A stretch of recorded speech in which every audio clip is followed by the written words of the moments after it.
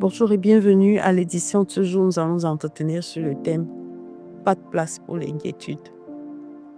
Et le passage examiné est tiré du psaume 32 au verset 8 où il est écrit « Je t'instruirai et je te montrerai la voie que tu dois suivre.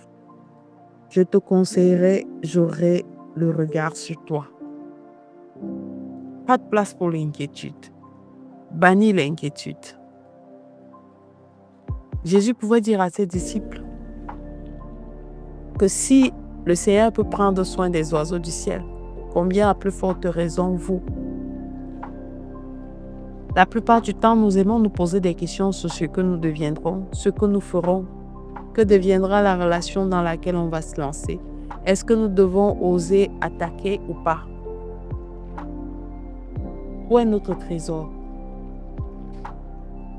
Quand tu as appris où est ton trésor, il n'y a pas de place pour la peur en réalité. Et l'inquiétude, c'est l'ennemi de la foi.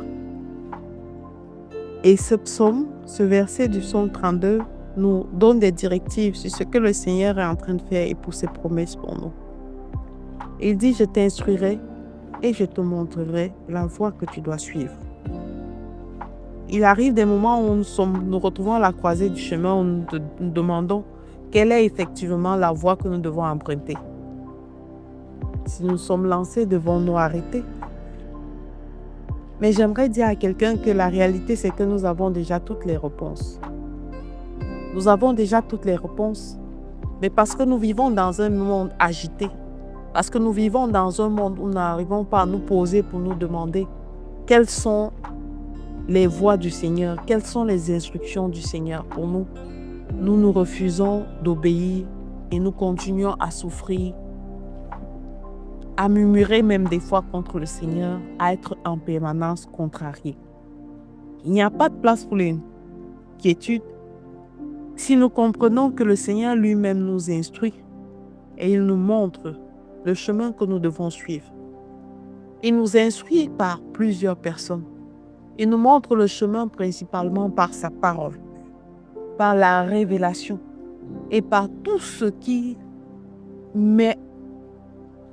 déploie en notre faveur. Mais maintenant, ce qui nous empêche de réellement nous rapprocher du Seigneur, c'est nos propres désirs, c'est notre propre ego, c'est notre incapacité à lâcher prise.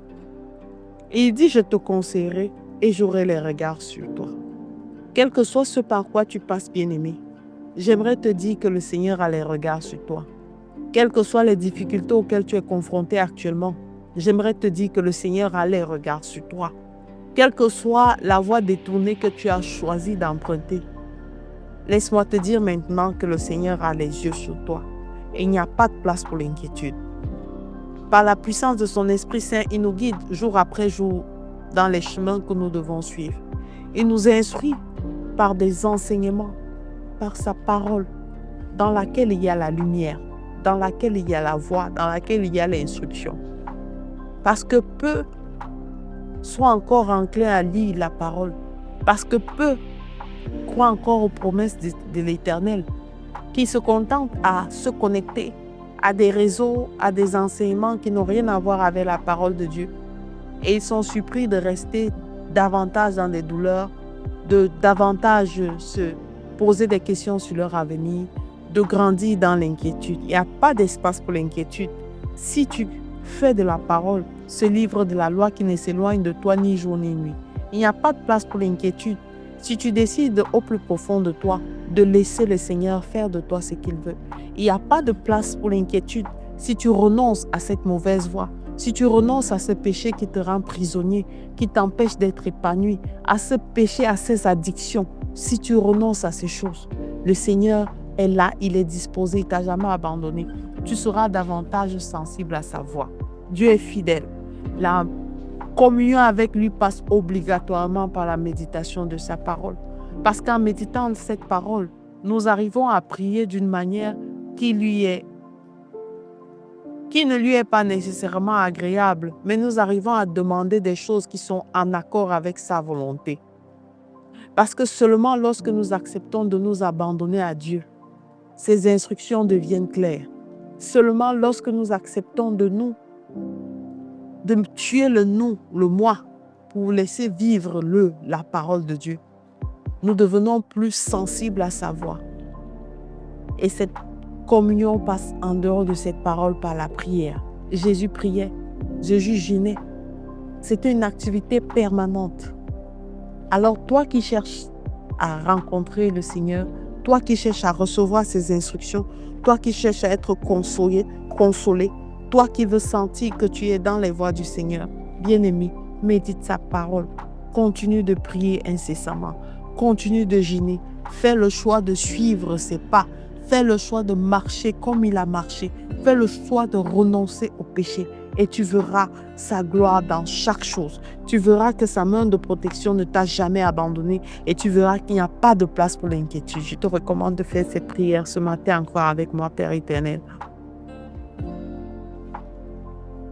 Je bénis ton nom et je te bénis, Seigneur, pour tout ce que tu es.